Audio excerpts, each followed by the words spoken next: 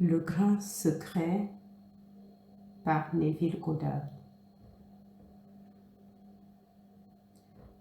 29/09/1969. Traduction et narration par Julie Descamps. Le grand secret. Judas est appelé le traître. Mais qu'a-t-il trahi? Judas a trahi le grand secret du Messie et l'endroit où l'on peut trouver Jésus. C'est à lui que revient le rôle le plus important dans le grand mystère de Dieu. J'ai trouvé en David, le fils de Isaïe, un homme selon mon cœur qui fera toute ma volonté. De la postérité de cet homme, Dieu a apporté à Israël un sauveur, Jésus, comme il l'avait promis. Puis, dans le 43e chapitre d'Isaïe, le Seigneur révèle le Sauveur en disant: « Moi, je suis le Seigneur, et en dehors de moi, il n'y a pas de Sauveur. » Si Dieu a apporté un Sauveur à l'humanité, il a dû s'apporter lui-même, comme Jésus, ce qui signifie simplement « je suis ». C'est ce qu'il a révélé dans les grandes déclarations du « je suis ». Je suis la vigne, je suis la porte, je suis le berger, je suis le pain. Dans ces déclarations, Jésus déclare que si tu ne crois pas que ton « je suis » est le Seigneur, tu meurs dans tes péchés. Car ton « je suis » est Jésus, ton Sauveur, l'homme qui régnera en tant que Dieu, comme il l'a promis.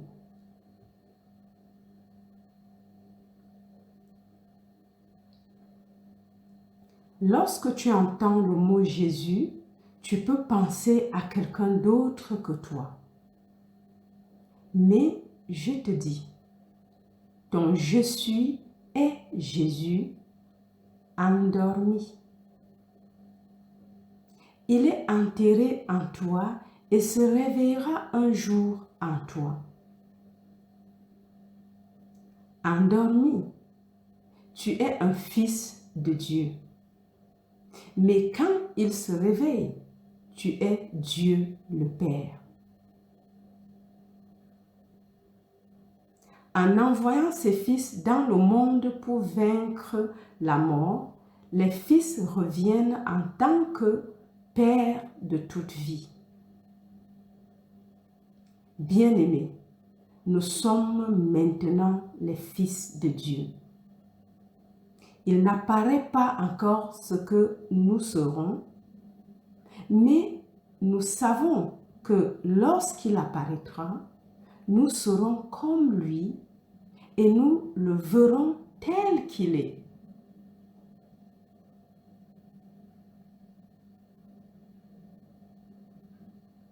En tant que fils de Dieu, il n'apparaît pas ce que tu seras. Mais quand Dieu apparaîtra, tu le connaîtras car tu seras comme lui. Voilà le grand secret messianique. Et quand ce secret sera dévoilé en toi, tu verras l'importance de séparer les mots Jésus et Christ. Comme il est dit dans le livre de l'Apocalypse, « Viens, Seigneur Jésus, et son Christ. Car le Christ est le Messie, le grand Fils de Dieu.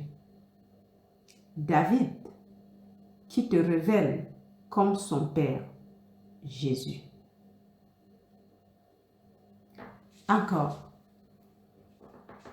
en tant que Fils de Dieu, il n'apparaît pas ce que tu seras. Mais quand Dieu apparaîtra, tu le connaîtras, car tu seras comme lui. Voilà le grand secret messianique. Et quand ce secret sera dévoilé en toi, tu verras l'importance de séparer les mots Jésus et Christ. Comme il est dit dans le livre de l'Apocalypse, « Viens Seigneur Jésus et son Christ. » Car le Christ est le Messie, le grand Fils de Dieu, David, qui te révèle comme son Père, Jésus.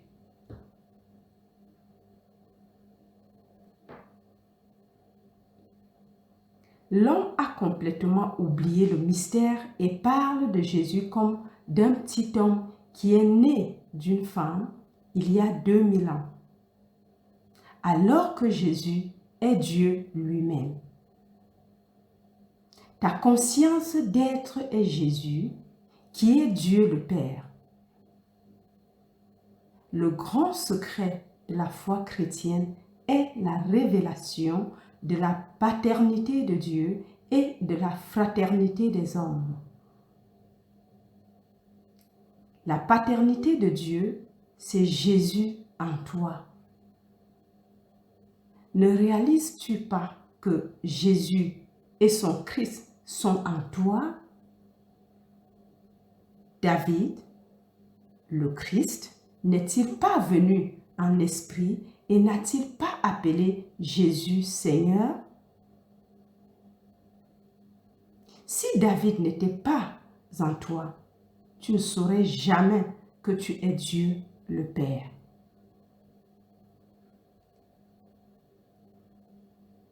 Un jour, David est sorti de moi. Il se tenait devant moi et je savais exactement qui il était et quelle était notre relation l'un avec l'autre, avant même qu'il ne m'appelle Père. Je reprends. Un jour, David est sorti de moi.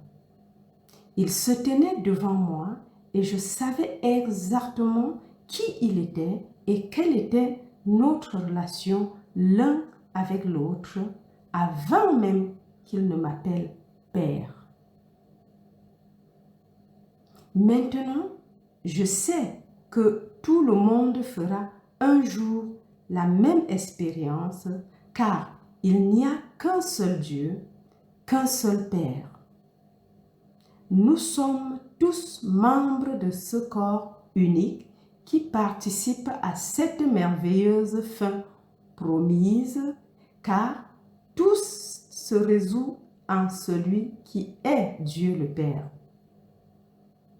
Car tout se résout en celui qui est Dieu le Père.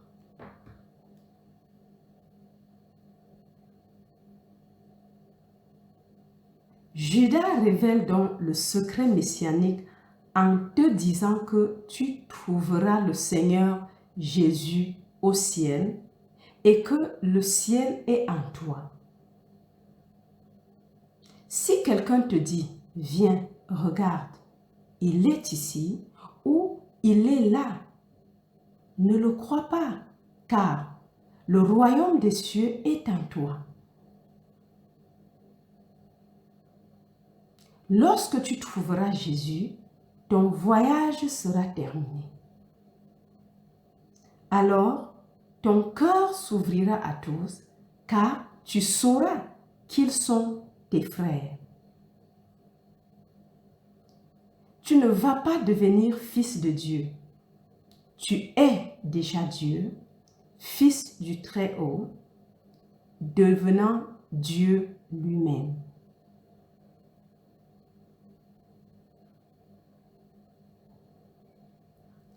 Dieu est capable de se donner à toi comme s'il n'y en avait pas d'autre.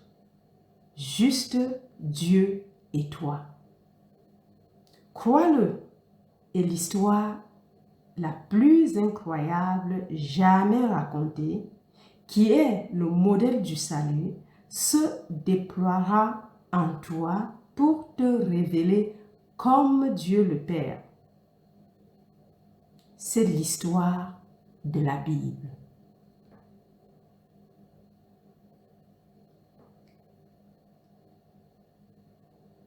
L'Ancien Testament est une esquisse, un présage, tandis que le Nouveau est son accomplissement, écrit sous forme de brouillon.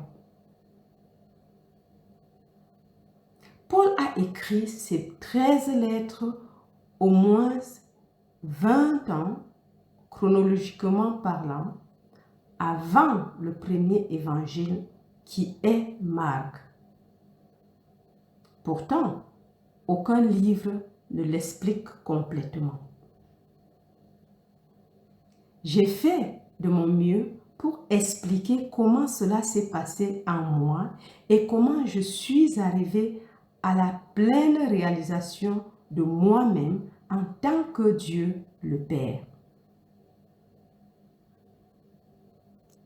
Je te le dis, il n'y a pas d'autre Dieu, pas d'autre être. En fait, Dieu a envoyé ses fils dans ce monde. Il t'a choisi en lui-même avant la fondation du monde.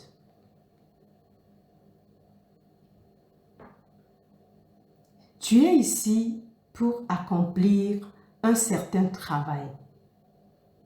Et quand tu l'auras fait, tu diras, « Père, j'ai terminé le travail que tu m'as donné à faire.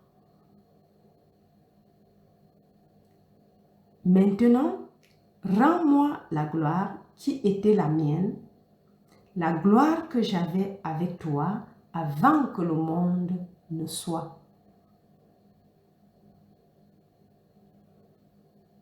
Comme un fils, tu rayonnes la gloire de Dieu. Mais quand tu reviens, tu es cette gloire. Tu es ce Dieu. Dieu le Père transforme ses fils en lui-même en nous donnant son propre Fils qui révèle notre véritable identité. C'est le mystère de la vie à travers la mort.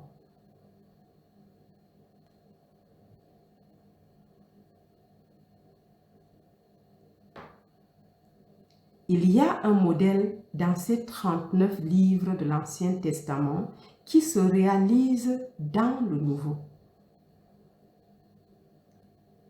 Paul exhorte tout le monde à suivre le modèle de la parole vraie que tu as entendue de moi. Ici, il te dit que ces paroles sont vraies, mais il ne les énonce pas. C'est lui qui fait la déclaration. Quand il a plu à Dieu de révéler son Fils en moi, je n'ai pas conféré avec la chair et le sang, mais il ne raconte pas l'expérience. Paul a été le premier à utiliser le mot Christ, qui est le mot Messie, et qui signifie Dieu a touché, établi un contact. Dieu a touché, établi un contact. En descendant sur un fils sous forme corporelle comme une colombe, Dieu a contacté ce fils par le sens du toucher. Ce contact est le don du Saint-Esprit et dans cet acte, Dieu scelle son don. Dans l'Ancien Testament, Dieu a décrété que David était son fils.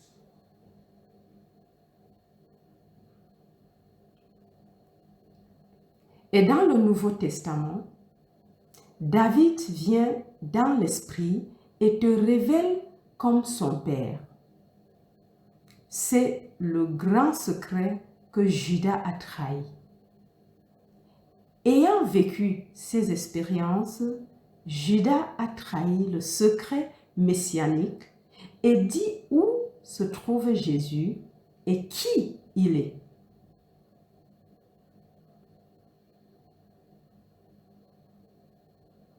Jésus est en toi comme ton souffle de vie.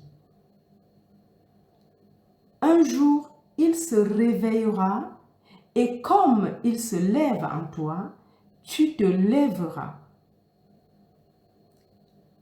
À ce moment, tu es sauvé de ce monde de mort et tu es transformé en Dieu de toute vie. C'est l'histoire du christianisme. Ne cherche pas à ce que le Christ vienne de l'extérieur.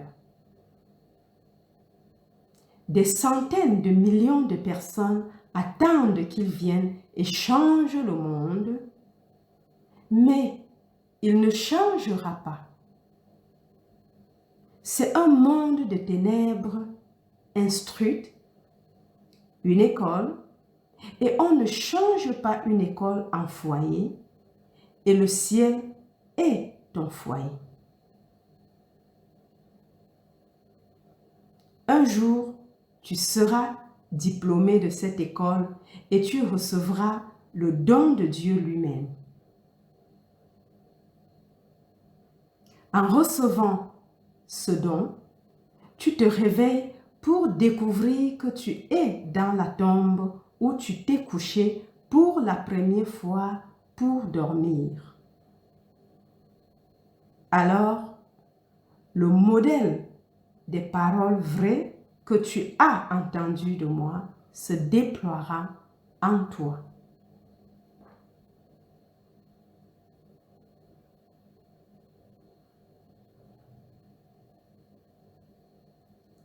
Paul a essayé de relier ses expériences à l'Ancien Testament en citant les 39 livres l'un après l'autre. Mais il ne les a pas expliqués. Mais, comme l'a dit William Blake, ce qui peut être rendu explicite à l'idiot ne vaut pas la peine que je m'en occupe. Peut-être que Paul ressentait la même chose. Pourquoi l'expliciter alors que le désir de comprendre t'obligera à chercher dans les Écritures et à te demander pourquoi, quoi, où et quand? Si tu te poses ces questions, tu trouveras leurs réponses en toi. Je te le dis, Dieu est littéralement devenu toi pour que tu deviennes Dieu. Et en devenant Dieu le Père, tu ne perds pas ton individualité. Tu n'es pas seulement un membre de ce corps merveilleux, partageant le but ultime de toute chose, mais tu es le corps car tu es son esprit animateur.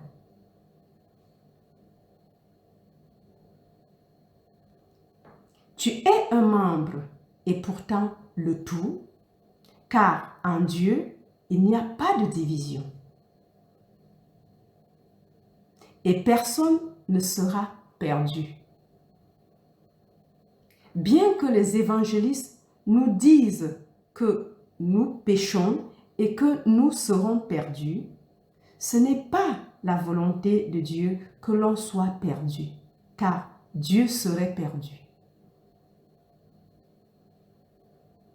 Tu ne peux pas dire « je suis » si Dieu n'est pas en toi. Tu es peut-être un idiot, mais tu sais que tu l'es. Tu peux ne pas savoir qui tu es, où tu es, ou ce que tu es, mais tu ne peux pas t'empêcher de savoir que tu es. Cette conscience, c'est Dieu. Et il n'y en a pas d'autre.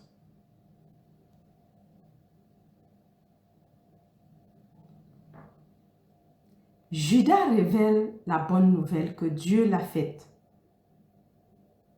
Quel courage doit-on tirer de ce message? Les évangélistes donnent de bons conseils ce soir en disant à chacun comment vivre, quoi dire et comment agir. Mais les évangiles nous donnent la bonne nouvelle du salut en nous disant que Dieu est réellement devenu ses fils pour les transformer en lui-même afin qu'ils ressuscitent comme Dieu le Père.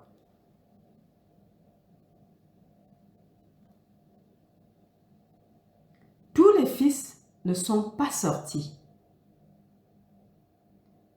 Dans l'histoire du fils prodigue, on nous dit que celui qui est resté s'est plaint. Il pensait qu'il n'avait rien. Et pourtant, il avait tout. Le monde t'appartient peut-être, mais si tu ne le connais pas, tu peux mourir de faim par manque de nourriture. Une banque peut détenir 1 milliard d'euros qui t'appartiennent, mais si tu ne le sais pas, tu ne feras pas de chèque. Mais lorsque tu prendras conscience de qui tu es vraiment, tu sauras que le tout t'appartient. Alors tu diras, moi et mon Père sommes un. Et tout ce qui est à mon Père est à moi. Et tout ce qui est à moi est à mon Père.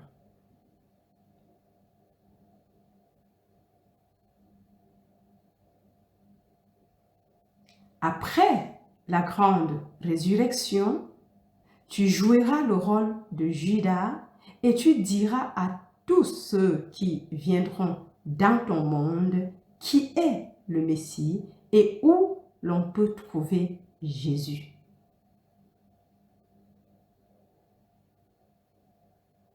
Je ne peux pas vous dire mon excitation lorsque je reçois des lettres de vous contenant des expériences scripturales que vous avez vécues. J'ai reçu une lettre d'une jeune femme qui est encore à l'école. Elle se spécialise en musique car elle veut devenir compositrice.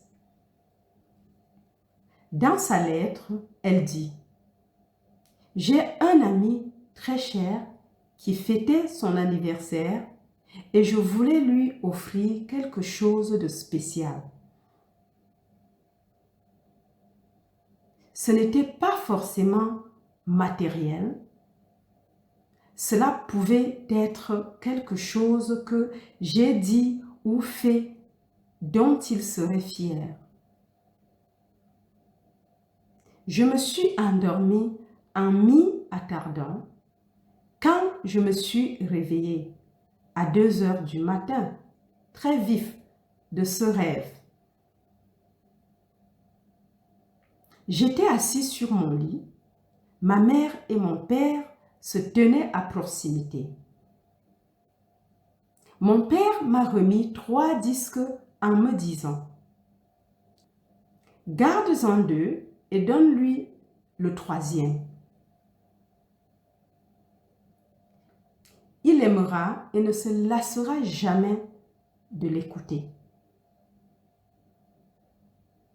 J'ai ensuite tenu une feuille de musique contenant les notes à partir desquelles le disque a été réalisé.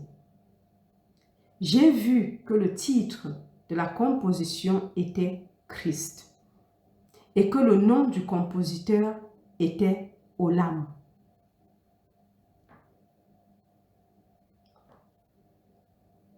Elle a vu juste. Le mot Olam signifie quelque chose de caché, gardé hors de vue, un garçon, une jeunesse, un jeune homme, et se traduit par éternité dans l'affirmation suivante. Dieu a mis l'éternité dans l'esprit de l'homme, mais pour que l'homme ne puisse pas découvrir ce que Dieu a fait jusqu'à la fin.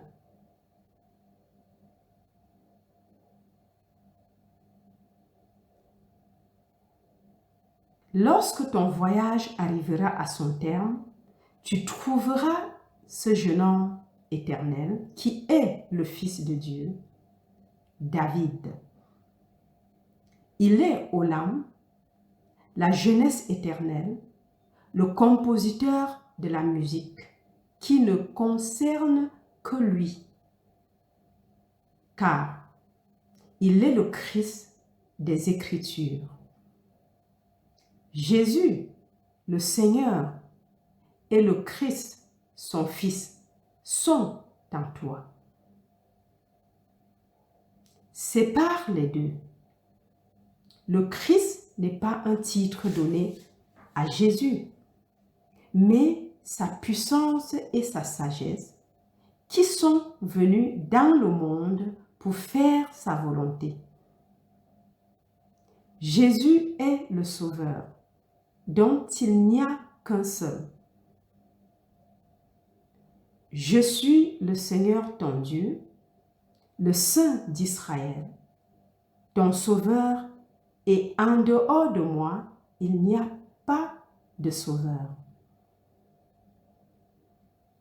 Voici une jeune fille, encore à l'école, qui a trouvé le Christ, le compositeur et la composition.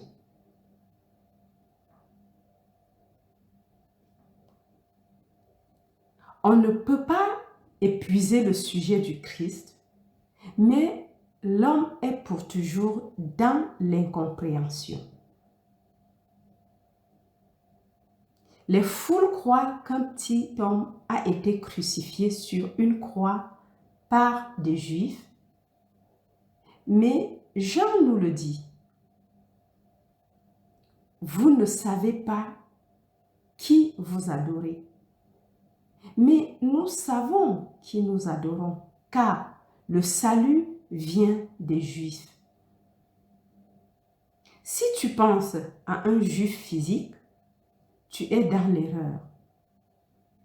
Un Juif est un Israélite qui n'est pas un descendant d'Abraham selon la chair, mais l'élu de Dieu de toute race ou nation. L'Ancien Testament est le livre des Juifs dont toi, en tant que fils de Dieu, tu es venu en ce monde pour l'accomplir.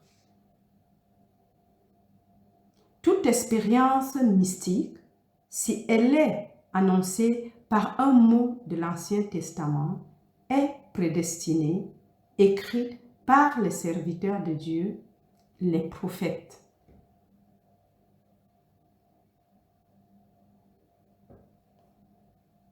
L'ordre chronologique de l'Ancien et du Nouveau Testament n'est pas exact.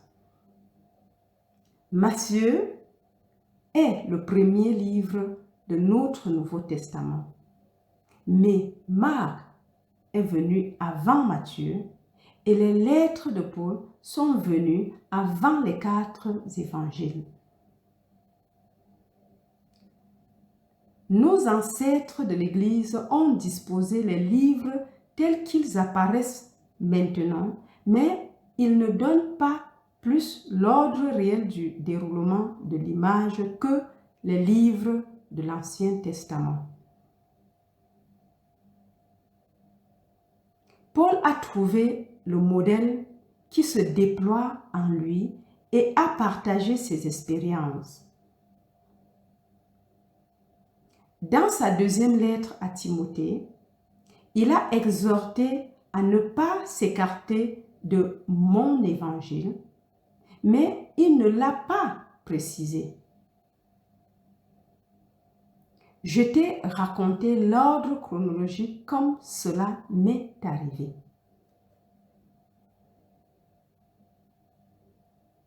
La crucifixion marque le début du voyage dans le temps.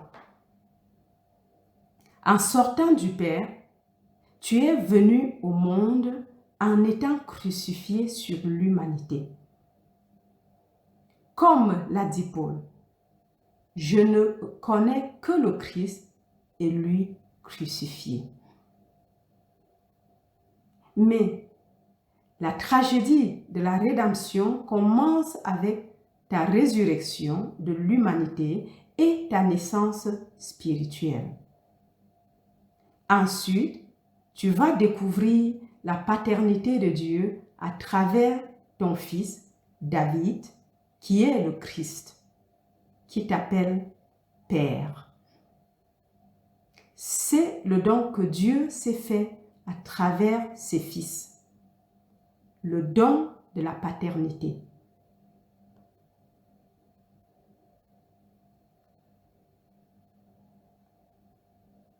Un jour, tu connaîtras cette vérité par la trahison du grand secret du Messie.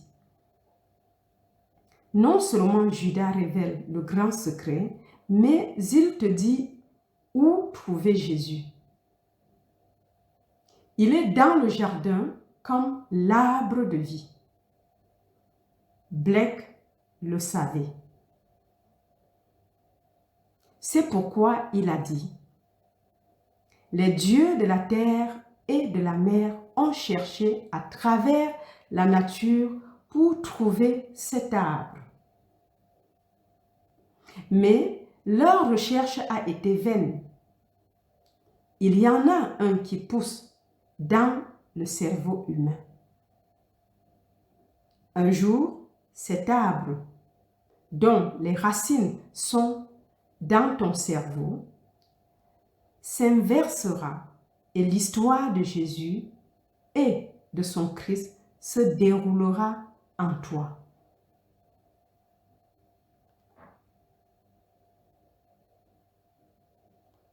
Toi et moi étions fils de Dieu avant de revêtir ces vêtements de mort. À notre retour, nous aurons été ajoutés à Dieu le Père, tout en restant individualisés. Je ne peux pas te dire la joie, l'extase qui t'attend à ton retour, car tu es sorti du Père et tu es venu dans le monde. Maintenant, tu vas quitter le monde et retourner au Père comme le Père.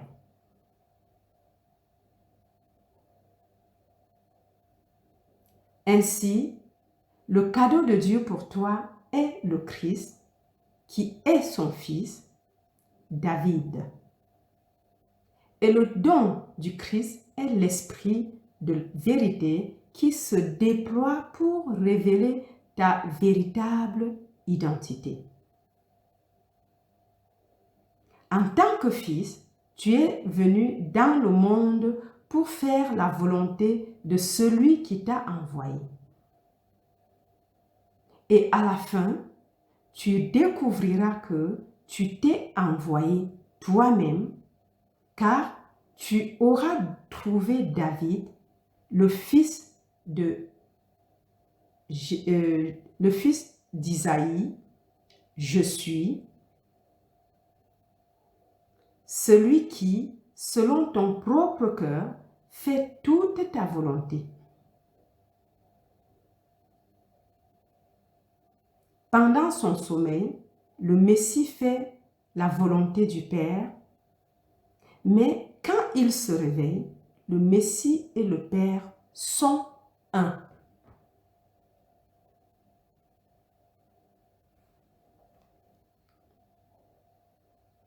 Nous sommes sortis du monde de la vie pour entrer dans le monde de la mort, dans une grande expérience, sans savoir si nous allions réussir. Il nous a choisis en lui pour l'expérience. Puis, il nous a rendus victorieux de la mort en nous donnant lui-même, afin que nous sachions que nous sommes Dieu le Père. Je parle d'expérience. Je ne fais pas de théorie ni de spéculation. Je parle d'expérience. Je ne fais pas de théorie ni de spéculation.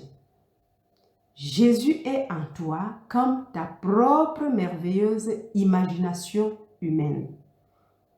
Quand tu dis « je suis », c'est Jésus.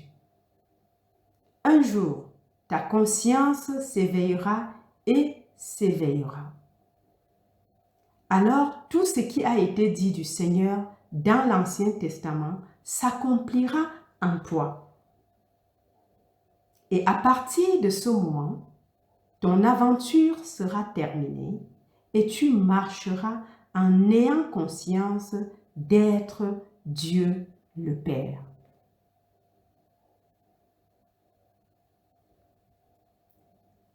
Quel concept glorieux! Dieu s'est en fait donné à tous pour une grande expérience qui ne peut échouer chez personne, pas même chez un Hitler ou un Staline. Aucun monstre ne peut échouer parce que la résurrection est maintenant un fait.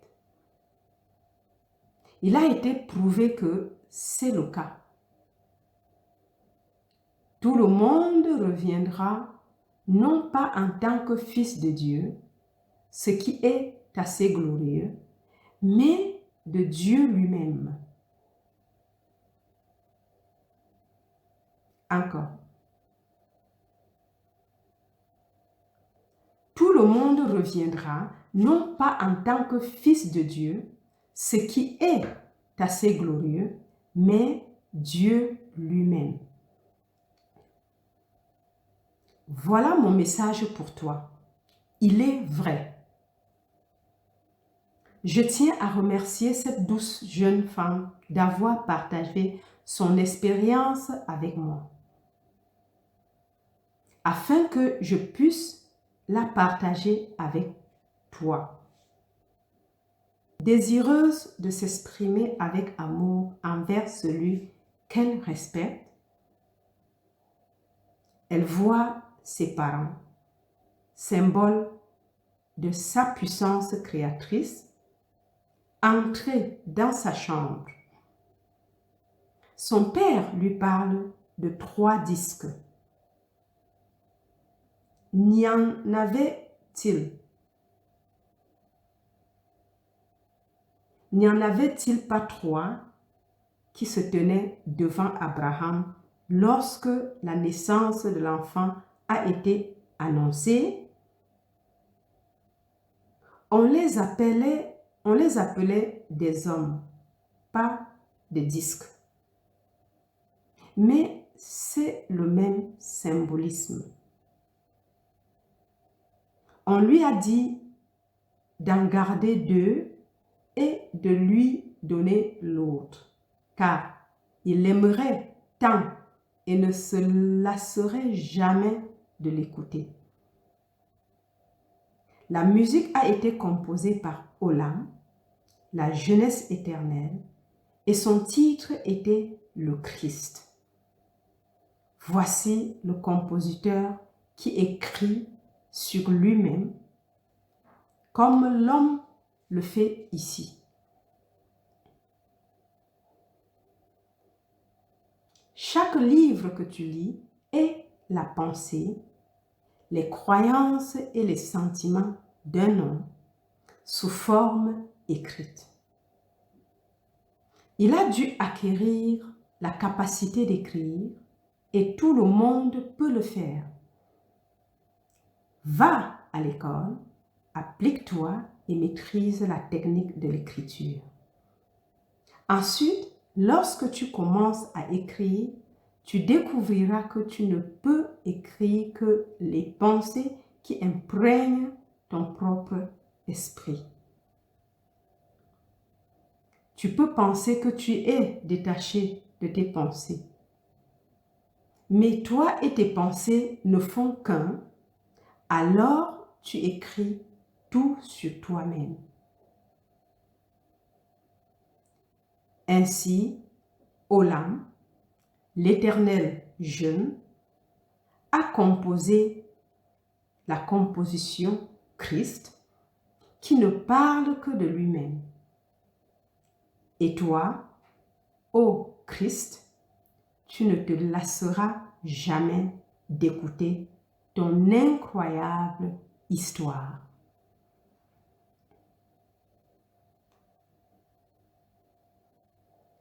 Maintenant, entrons dans le silence.